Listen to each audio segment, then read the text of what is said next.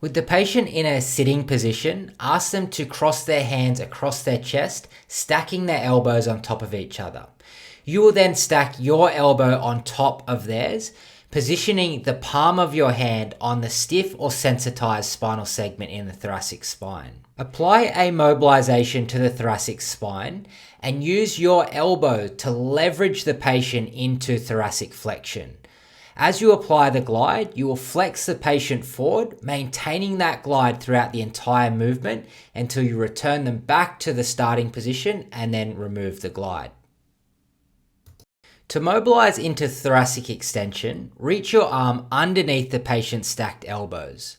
Apply a mobilization glide to the thoracic spine and then leverage the patient's arms back over your hand. Apply the glide, move the patient through range into extension, return them back to their resting position and then remove the glide. To mobilize the upper thoracic spine, ask your patient to clasp their hands behind the back of their neck, bringing their elbows together. Apply a PA mobilization to the patient's thoracic spine and then use their arms to leverage them back over your hand into extension.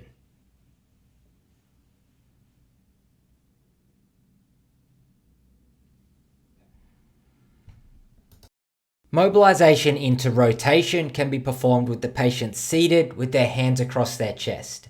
Hold on to their opposite shoulder and place your hand just lateral to the spinous process, targeting either the facet joint or the costovertebral joint.